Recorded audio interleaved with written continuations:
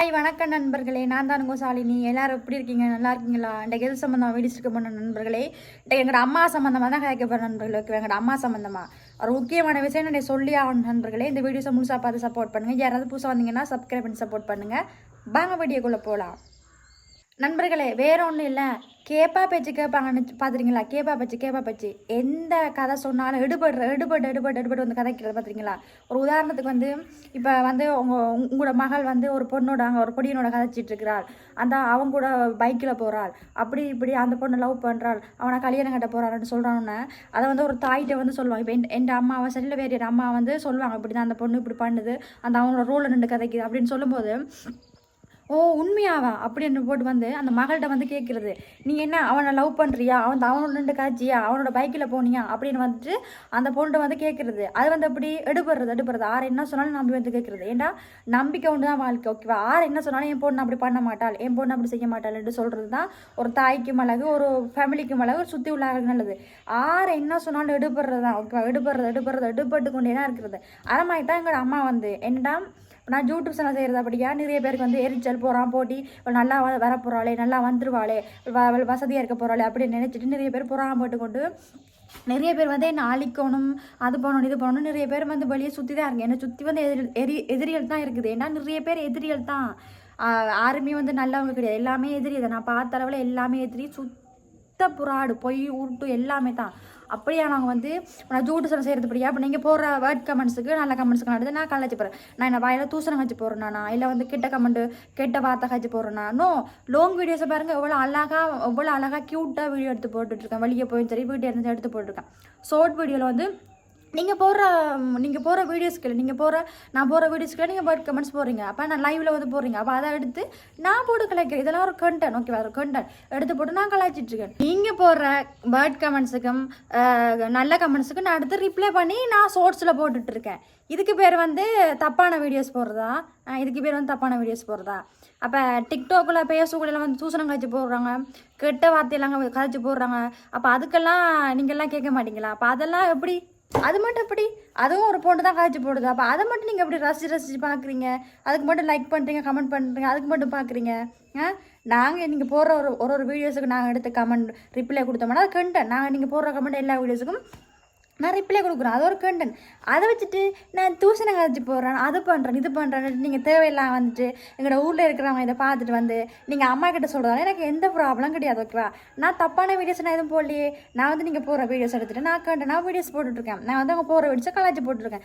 நீங்கள் அதை வந்துட்டு தூசணை கழிச்சு போடாலும் சரி, நீங்கள் எப்படி நினச்சிட்டு வந்து அம்மாட காசு சொன்னாலும் சரி, அம்மா வந்து எங்கிட்ட சொன்னாலும் சரி, நான் கேட்க போகிறது இல்லை. ஏன்டா நான் வந்து என்னுடைய வேலையை நான் சரியாக செஞ்சிட்ருக்கேன். நான் வந்து எந்த இதுவும் இல்லாமல் நான் எந்த வேலையை சரியாக பார்த்துட்டு போய்கிட்டு இருக்கேன். நீங்கள் வந்து இப்படி சொல்கிறதால வந்து எனக்கு எதுவுமே பிரச்சனை இல்லை.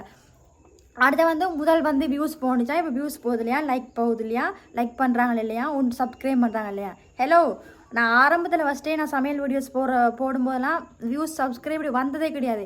இப்போ தான் எனக்கு வியூஸ் சப்ஸ்கிரைப் வருது. நான் என்னோடய திறமையை செஞ்சு நான் திறமையாக வீடியோஸ் போடுறேன், அப்படி போடுறேன். இப்போ தான் வியூஸ் வந்து சப்ஸ்கிரைப் வருது, லைக்கெல்லாம் வருது. அது கூட தெரியாமல் நிறைய பேர் வந்து கிடைக்கிறீங்களே. சுத்தமாக சொல்ல போனால் உங்களுக்கு மண்டேல அறிவண்டதே கிடையாது. அதை நான் சொல்லுவேன், மண்டேல அறிவண்டே கிடையாது. யூடியூப் சேனலை பற்றி எதுவுமே தெரியாது முட்டாளர்களுக்கு. நிறைய இந்த எங்களோட ஊரில் இருக்கிற எல்லாமே கொஞ்சம் முட்டாளர் தான். ஒன்றுக்குமே தெரியாது. யூடியூப் சேனலை பற்றி என்னென்ன தெரியாது போல். அதான் இவ்வளோ இப்படி கழிச்சிட்டு இருக்குது. யூடியூப் சேனலில் சப்ஸ்கிரைப் எப்படி இருக்கணும், லைக் எப்படி வாங்குறது, வீடியோஸ் போட்டால் எப்படி வரும் அப்படின்னு எதுவுமே தெரியாது. சும்மா எடுத்த வச்சுக்கும் கூட தான் வாய் இருக்கின்றபடியாக கதைக்கிறது. படித்தவளை கொஞ்சம் நாள் விளாங்க, படிக்காதவங்க என்ன செய்யறது? இந்த பொண்ணு ஒரு வீடியோஸ் எடுத்து ஒரு பேட் கமெண்ட்ஸுக்கு எடுத்து ரிப்ளை பண்ணுது, கலாச்சி போடுதுன்னா அது தூசணம் நினச்சி கதைக்கிறது. ஆனால் அதில் முழுசாக அந்த வீடியோஸை பார்க்குறதில்ல. எப்படி நான் கதைக்கிறேன், நான் எப்படி எடுத்து போகிறேன், எதுவுமே பார்க்கறது கிடையாது. அடுத்தது அழுது வீடியோஸ் போட்டிருக்கேன். அழுது போட்ட வீடியோஸ் கூட அதுக்கு வேறு கொண்டு தப்பாக சொல்லியிருக்காங்க. அழுது போட்டது வந்து என்னுடைய திறமை, என்னுடைய நடிப்பு. நான் வந்து நடித்து போட்டிருக்கேன். என் படத்துலலாம் நடித்து அழுது வீடியோஸ் போட்டெல்லாம் பார்த்த கிடையாது. என்னுடைய திறமை, நான் நடிப்பு. நான் அதை நடித்து நான் போட்டிருக்கேன். அதை விரும்பினவங்க பாருங்கள், விருப்பம் இல்லாதவங்க தட்டி விட்டு போகலாம் தானே. அதை விட்டுட்டு அழுது போட்டிருக்கேன், நான் இப்படி ரிப்ளை பண்ணுறேன், இப்படி போடுறேன், அப்படி போடுறேன்னு சொல்ல வேண்டிய அவசியம் கிடையாது. தூசண மாட்டா என்ன தூசணம் மட்டும் தெரியும் தானே எப்படின்னு இருக்கணும்.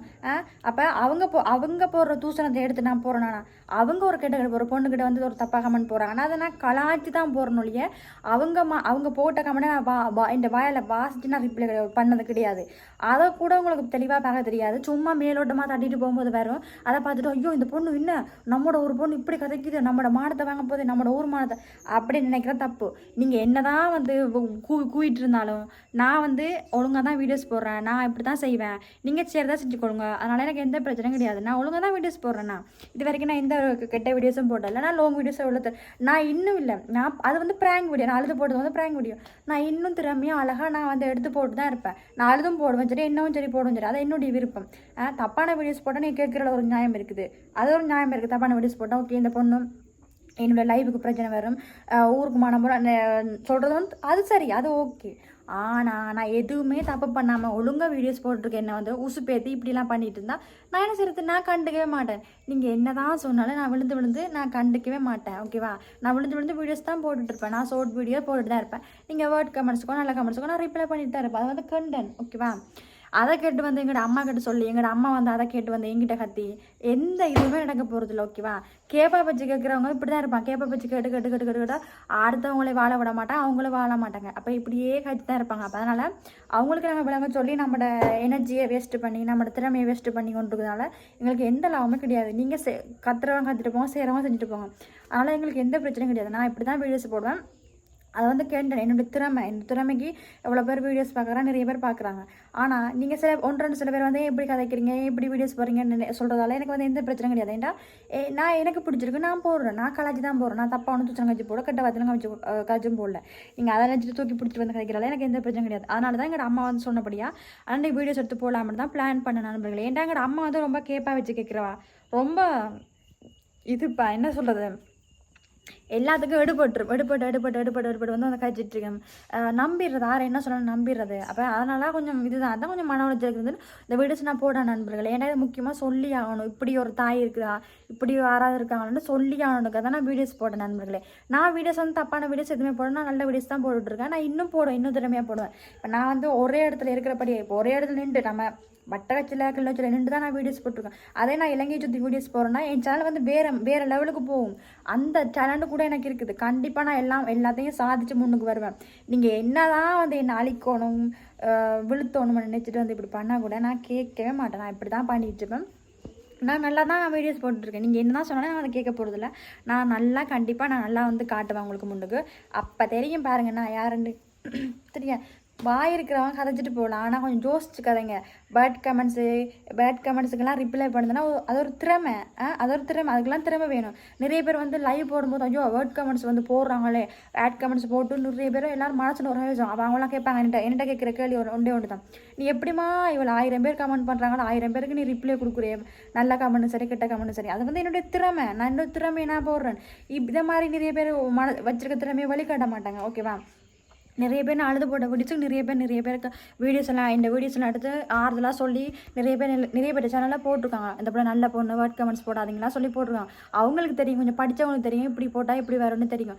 படிக்காதவங்களுக்கு இப்படி தான். அதனால் தான் நான் சொல்ல வந்த நண்பர்களே, இந்த வீடியோஸை முழுசாக பார்த்து சப்போர்ட் பண்ணுங்கள். யாருமே கேப்பா வச்சு கேட்காதீங்க. ஒரு நம்பிக்கை வச்சு அந்த நம்பிக்கையை காப்பாற்றுங்க. சும்மா கேப்பா வச்சுலாம் கேட்டு வந்து கதைக்கக்கூடாது. இந்த வீடியோஸை முழுசாக பார்த்து சப்போர்ட் பண்ணுங்கள் நண்பர்களே. மீண்டும் இன்னொரு வீடியோவில் உங்களை எல்லாரும் சந்திக்கும் வரை அதுவரை உங்களிடமிருந்து விடுவது உங்கள் சாலினி. பாய்.